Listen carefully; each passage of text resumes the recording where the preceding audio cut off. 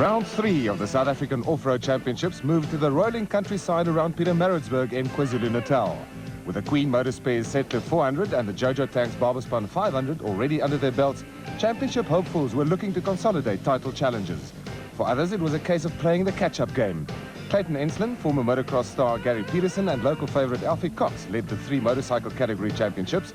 Enslin topped the 200 class, Peterson the 250 and Cox the 500 category. The sponsors this year, Alna, Kawasaki and FMF, have put a lot of effort into this year. It's given me a good motivation, pushing hard. I just want to get the Kawasaki, Alna, I want to keep them happy. And up to now, it seems to be good. I've got a comfortable lead and just hope it stays that way. No surprises in the production vehicle championship with reigning champions Appie Reineke and Robin Houghton leading the way in the dealer team Toyota Land Cruiser. A win in the Jojo Tanks Barberspun 500 lifted Cliff Barker and Malcolm Hubert into second place in the Pennzoil Land Rover.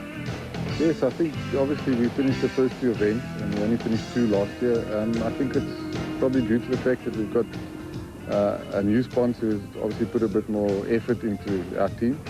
And we've responded by obviously spending a bit more time and trouble on the vehicle and more preparation. And I think everything should go well for us. After 2 rounds, the quad category had a strange look about it.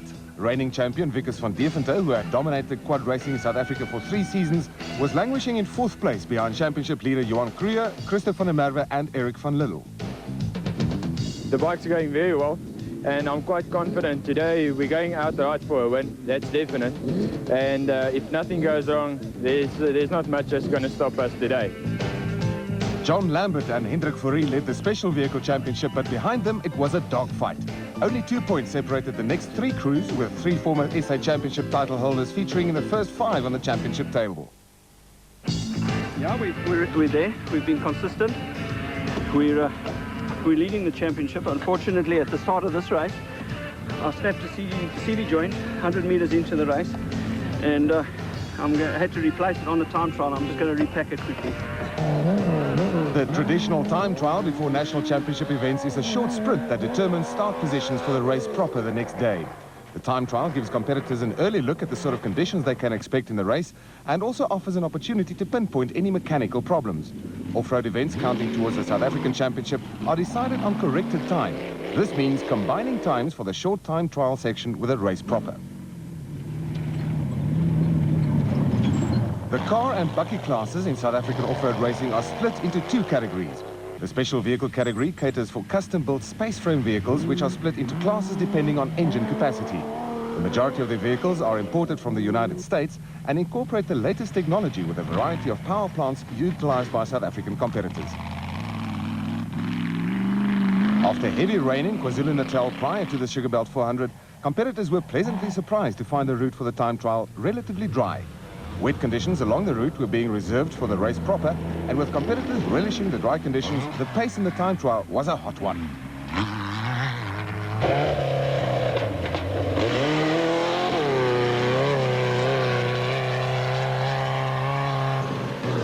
Vehicles competing in the production vehicle category in South African off-road racing are also split into a variety of classes.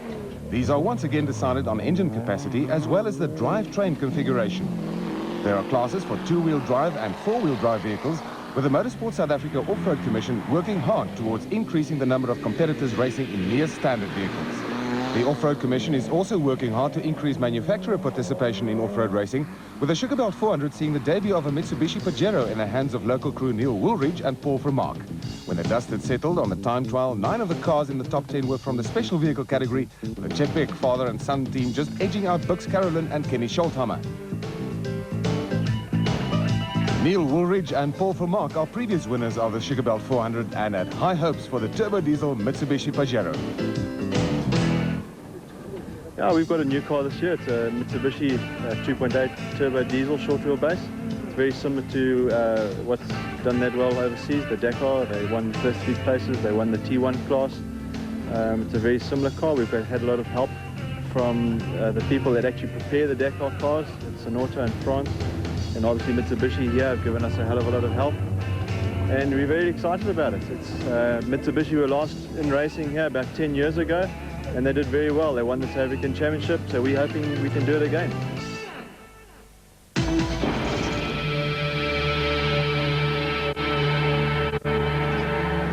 Motorcycle off-road racing is also split into categories, with engine capacity the deciding factor. There are 3 classes catering for machines in the 200cc, 250 and open categories, with each class producing its own champion. After overall and class wins in the first 2 events this season, no one was looking further than local hero Alfie Cox when it came to picking a winner for the Sugarbelt 400. Cox has dominated South African off-road racing over the last 5 or 6 years and is in a class of his own. With the motorcyclists also reveling in the dry time trial conditions, times over the 20-kilometer time trial route were very fast. It was significant that 3 of the riders in the top 5 were Italians, with 4 different manufacturers featuring in the top 10. Experienced Italian Richard Manning set the fastest time ahead of Grant Bloomfield and Lance Trethewey. In a minor surprise, Cox found himself down in 4th place, but was only 10 seconds behind Manning.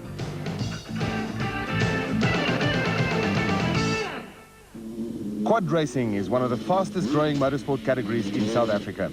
As with the car and motorcycle categories, quads are split into classes. Class K caters for near standard machines, with Class L incorporating high technology modified four-wheelers. Quad racing has had national off-road championship status for 3 years, with the sport dominated over the last couple of seasons by Lichtenburg dairy farmer Wikus van Deventer, who this year switched from Yamaha to Honda and was joined in the Jojo Tanks team by Anton Hoffman on a Yamaha Banshee. Although he's without a win this season, Van Deventer dominated the time trial on the Jojo Tanks Honda. He came in just over 30 seconds ahead of Mark Breckel, with Christo van der Merwe, Paul Breckel and Adrian High completing the top 5. Yamaha riders filled 9 of the top 10 placings in the time trial. Racers have a fetish about early morning starts. When most people are tucked up in bed on a chilly morning, off-roaders are ready to go racing. Although they had the advantage of a clear road ahead of them, morning conditions on the Sugarbelt would be tricky, and the Chepek father and son combination were not thinking in terms of any early race heroes. Well, our strategy for today is we got pole position. Hopefully we'll stay ahead for a while. We're not going to push too hard. We don't want to get lost early in the morning. It's going to be very slippery. There's a lot of dew around, so we don't want to throw it away. But we'll get faster as we normally do as the day progresses. And if somebody wants to have a take us early in the morning, we're not too worried about that. But we're going to try and keep a nice steady pace for the whole day. For Brooks Carolyn, the tactics were straightforward. We're going to just try and keep the car on the road, and the grass is wet, so we've got to make sure we don't go into the cane. And we'll just play it time by time, try and catch up to Cheppy. Catching him's one thing, passing him's the next, and then if we get in front, try and get a gap. We think there'll be a bit of dust. And hopefully if we can get a gap on the guys, we can stay in front all day. A fair-sized crowd braved the early morning chill to watch the start with the Chepek's first away in the V Motors raceco. They were followed by Brooks Carolyn and Kenny Scholthammer, who were second on the road in the lubrication equipment raceco, and Richard Schilling and Ashley Thorne in the Motortech Gymco. The cars were flagged away at 30-second intervals according to their time trial positions, and ahead of the competitors lay a tough 370 kilometers of racing. It didn't take long for the Chepeks to start coming under pressure. Brooks Carolyn and Kenny Scholthammer were rapidly closing in on the race leaders, with Craig Draper and Hamilton Guthrie also quick out of the starting blocks in the Draper Plant Hire raceco. From 5th on the grid, Draper and Guthrie were quickly into 3rd place on the road, and behind them, JJ Volmerans and Carlos de Abreu in the Blue Chip raceco had also moved ahead of Richard Schilling and Ashley Thorne in the Motortech Gymco. From 3rd on the grid, Richard Schilling and Ashley Thorne had dropped to 5th on the road in the Motortech Gymco and were being chased by local crew Derek Pinoy and Craig Jackson in the Quick Fit raceco.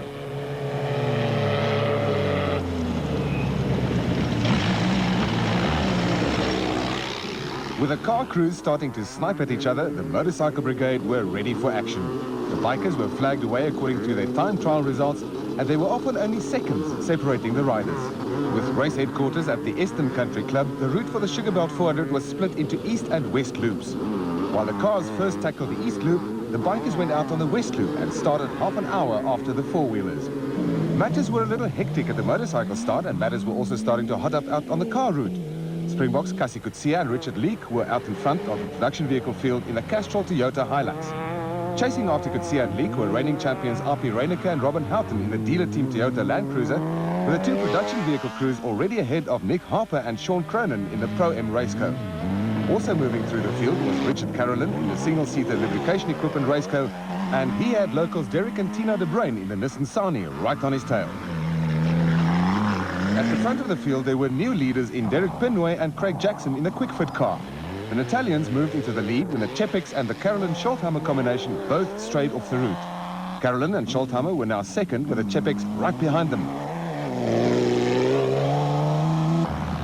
Nardus Alberts and Warren Klaassen in the Rapsa race car had moved into fourth on the road, with Richard Schilling and Ashley Thorne fifth in the Motortech Jimco. Sixth on the road and leading the production vehicle category were Cassie Kutsia and Richard Leek, who were looking for their first win of the season in the Castrol Toyota Hilux. Crews had started to encounter some of the expected wet conditions, but there was some hectic racing going on. With national off-road races decided on corrected time, positions on the road can often be deceptive. The name of the game is to get from the start to the finish in the quickest possible time. And in the production vehicle category, Api Reinecke and Robin Houghton in the dealer team Toyota Land Cruiser had some ground to make up on leaders Cassie Kutsia and Richard Leek.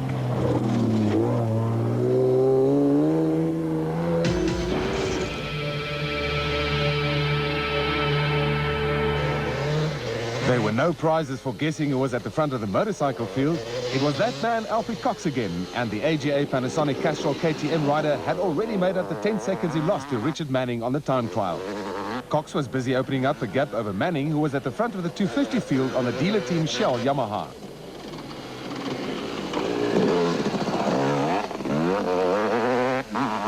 Not far behind the experienced Manning was another local rider in Lance Trithiwi on the Michelin Prairie Yamaha. Trithiwi was being chased by a former motocross star Gary Peterson on the Team Brasco FMF Racing Kawasaki. One of the famous Peterson racing family, the youngest of the Petersons switched to off-road racing this year and went into the Sugarbelt 400, leading the 250 championship. Rob Campbell on a privately entered Kawasaki was a surprise face amongst the front runners, but closing in on him was Darryl Curtis on the AGA Panasonic Castrol KTM. Curtis is not yet fully race fit after a recent accident, but was having a good run.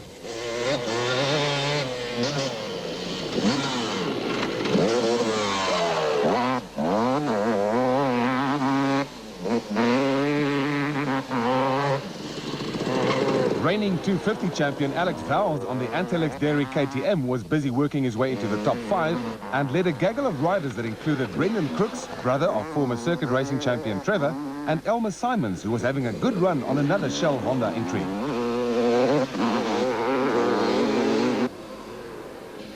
Behind Simons, a flying Grey McLaughlin who hails from the Free State was working his way through the field on yet another Shell Honda. Race leader Alfie Cox was running away with matters at the front of the field, but behind him there were any number of good battles starting to emerge. A good 500 class battle was going on between Marco Kavina on the Shimwheels Yamaha and Springbok Errol Dalton on the big Shell Honda. Kavina and Dalton were ahead of reigning 200 class champion Rian van Niekerk on the AGA Panasonic Castrol KTM, who was having to fend off a string of riders that included Sean Labiskachny on a Yamaha, Greg Aspinall on the Russell Campbell Racing Yamaha, and Alan Julian on the Shell Honda.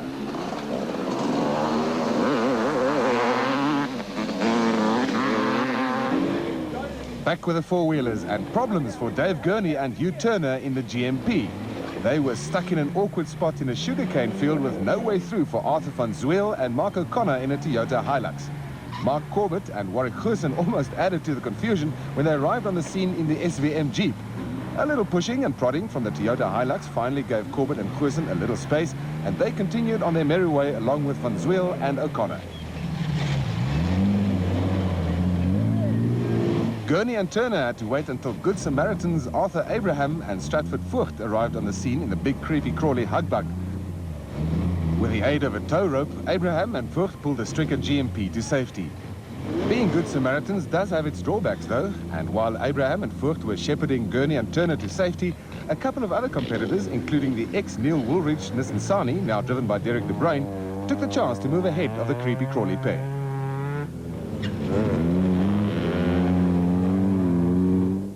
At the front of the field, the Chepek father and son combination were back in the lead in the V-Motors race car. Both Derek Penway and Books Carolyn had dropped down the field, with the Chepek starting to take control of matters.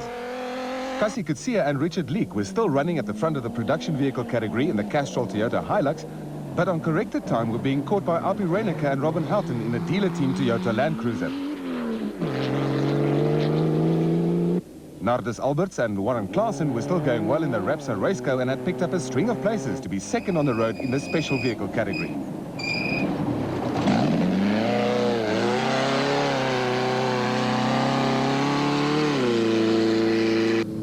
It was also turning into a good event for local crew Mark Serua and Cedric Fryer, who were moving through the field in an aging but still highly effective Chenoweth. Behind Serua and Fryer, another Chenoweth in the hands of Jojo Tank's Barbaspan 500 winners Shamir Variawa and Liko Khan was doing some low flying, with the pair also starting to ease their way towards the top 5.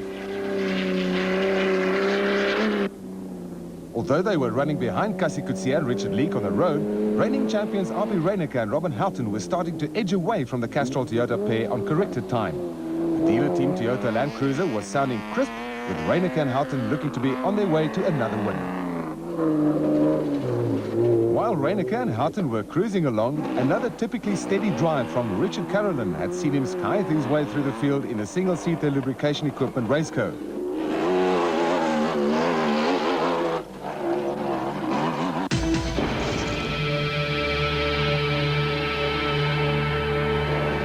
The quicker quads were by now in among the backmarkers in the motorcycle section. Anas Buta on the Polaris taking the gap here given to him by one of the regional competitors. A steady ride had taken Johan Steenkamp to the front of Class K for standard quads, and he looked set for a place in the top 10. Cornelius van der Walt was chasing after Steenkamp and decided to have a little fun with our cameraman. With the place in the top 10 beckoning, Leon van Heerden was trying to make up for lost ground on a Yamaha Blaster, while Athol Marriott Watson on the belt-driven Polaris 400 was gradually dropping back. Nardus Alberts and Warren Klaassen were ready to rejoin the fray after a service halt, but it was the end of the road for Arthur Abraham and Stratford Voogd in the creepy-crawly Hugbug. A fuel starvation problem put them out of the running, but there were no such worries for motorcycle leader Alfie Cox on the AGA Panasonic Castrol KTM. Cox was steadily pulling away from Richard Manning on the dealer team Shell Yamaha. Manning was losing ground to Cox, but had a tight grip on second place, with Gray McLaughlin making a determined effort to catch the Italian.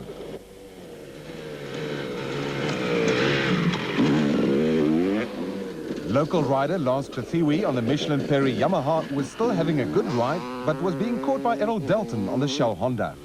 Dalton was now running second to Cox in the 500 class, with the ever-spectacular Darryl Curtis enjoying himself on the AGA Panasonic Castrol KTM and certain of a top 10 place in only his second race of the season. A solid performance had taken Sean Labuschagne on a Yamaha into the fringes of the top 5. Labuschagne was being chased all the way by Brendan Crooks on the privately entered Honda, and with Rian van Niekerk falling by the wayside, Clayton Ensslin led the 200 class on the FMF Racing Elna Fox Kawasaki.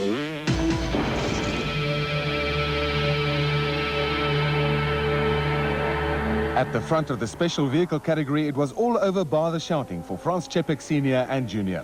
They were on their way to their second win of the season in the V Motors Raceco, with a dogfight developing behind them. Eric Pinway and Craig Jackson in the Quick Fit Raceco were main players in the battle for second place, with one or two wet sections in the final stages of the event causing a few problems.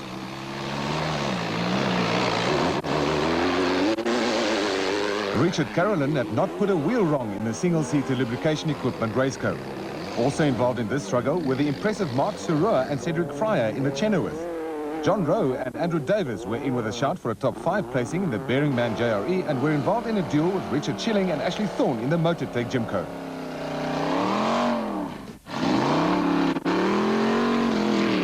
A comfortable win for the Chepeks with an 18-minute advantage over Richard Carolyn, who finally got the better of the battle for second place. Local crews also came good with a trio of Natalians in the next 3 places. We carried on and we kept the lead, and then my son carried on driving the second half of the race, and he kept it going, and we won overall eventually and in class. The battle in the production vehicle category produced late drama. Cassie Coetzee and Richard Leake were still first on the road in a Castrol Toyota Hilux, but on corrected time had dropped behind Api Reineke and Robin Houghton. Then disaster struck for Reineke and Houghton, with a pair stuck in the mud for 14 minutes. In a more than encouraging debut for the Mitsubishi Pajero, Natal crew Neil Woolridge and Paul Vermaak brought the Pajero home in 3rd place and had a 15-minute advantage over Cliff Barker and Malcolm Hubert in the Pennzoil Land Rover. Despite the string of trials and tribulations, Llewellyn Anthony and Chris Birkin brought their turbo diesel Toyota Hilux through into 5th place.